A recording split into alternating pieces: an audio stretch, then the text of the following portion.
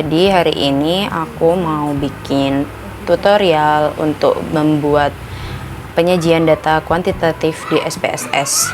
Jadi penyajian data di SPSS itu dibagi jadi dua. Ada yang nanti bentuknya tabel atau enggak grafik atau diagram. Nah, sekarang aku mau bikin tutorial buat tabel yang dua arah dulu. Ini aku sudah punya datanya di SPSS. Jadi kita langsung aja buat bikin tabel dua arah. Jadi yang pertama itu caranya kita ke analyze. Mana sih ini? Terus kita ke analyze. Ke analyze itu kita pencet yang ini, descriptive statistik. Selanjutnya bisa dipencet yang cross tab. Setelah itu kita masukin untuk yang row-nya ini, dimasukin pekerjaan wali. Ini pekerjaan wali dimasukkan. Selanjutnya yang di kolom ini kita masukin pendidikan wali.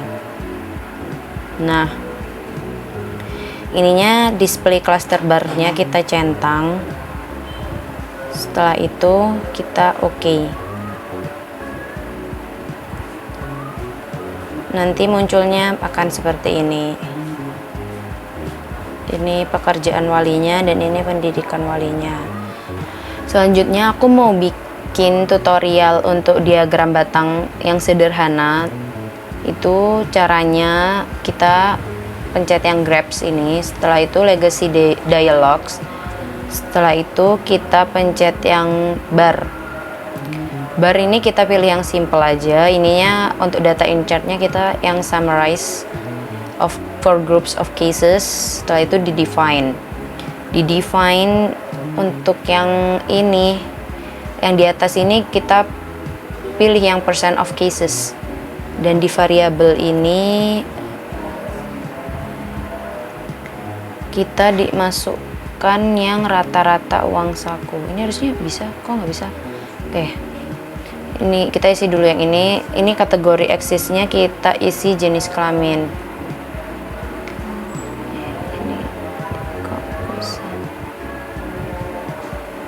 Variabelnya kita isi sama mean, rata-rata uang sakunya per harinya. Terus ini kita pencet yang ini. Oke, gitu.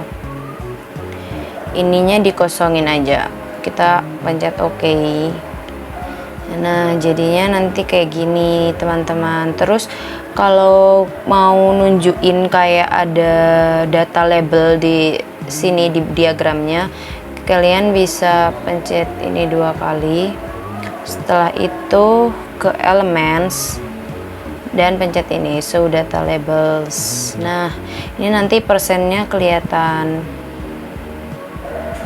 Nah, kayak gini jadinya. Tuh, kelihatan kan persennya. Oke, next ini aku masih mau bikin diagram batang simple juga kayak yang tadi. Tapi ini diagram batangnya untuk rata-rata usia mahasiswa berdasarkan jenis kelaminnya. Jadi yang pertama itu sama, kita pencet grabs, lanjut terus legacy dialogs, ke bar. Yang simple tetap pilih yang simple. Setelah itu bar representnya ini pencet yang other statistik. Ini variabelnya diganti jadi usia. Jadi usianya mana? Umur, ini jadi umur. Ini diubah dulu statistiknya. Ini mean of values, oke. Setelah itu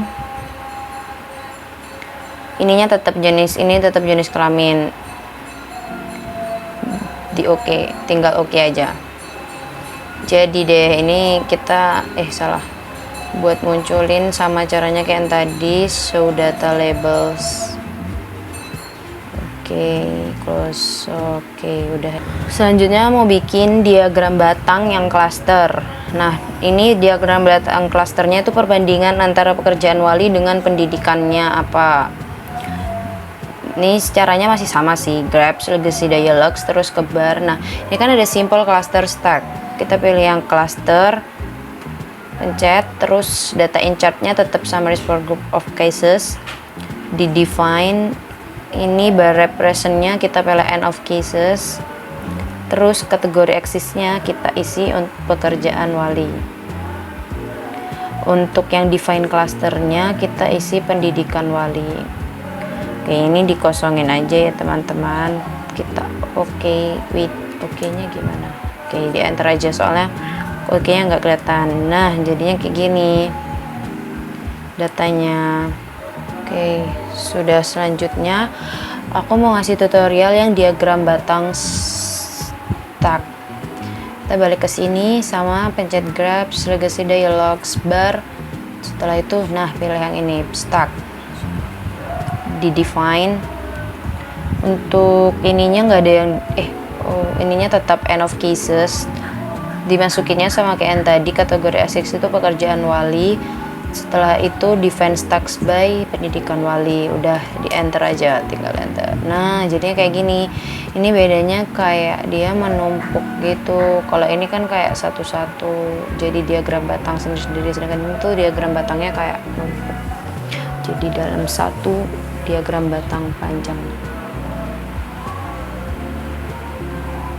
Selanjutnya aku mau bikin diagram lingkaran yang sederhana, simple.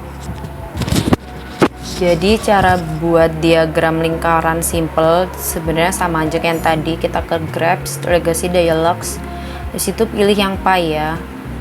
Pie ini pilihnya yang summary of group for groups of cases. Dilanjut ini pilih yang percent of cases. Tapi kita di ini variabelnya kita masukin dulu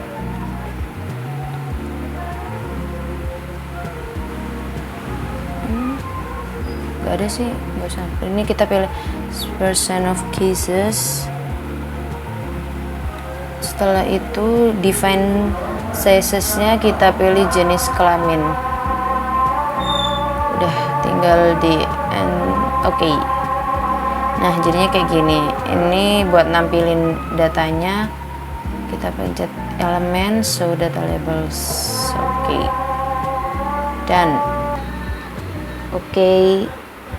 Selanjutnya aku mau bikin tutorial untuk diagram garis yang multiple. Jadi caranya masih mirip-mirip sebenarnya. Kita pencet grabs terus ke legacy dialog, kita pilih yang line. Ini pilih yang multiple, line-nya yang multiple. Dipencet terus data in chart-nya pilih yang values of individual case, terus di define. Selanjutnya ini line represent-nya kita masukin inflasi. Terus IHK juga dimasukin. Ini yang di kategori labels kita pencet yang variable, terus dimasukin untuk variabelnya dimasukin aja periode ini. Tinggal di oke. Dia bakalan muncul seperti ini. Jadi line grabs gitu. Diagram grafik inflasi dan IHK. Next aku mau bikin box plot. Box plot caranya di grabs legacy dialogs, terus di sini ada box plot, kita pencet.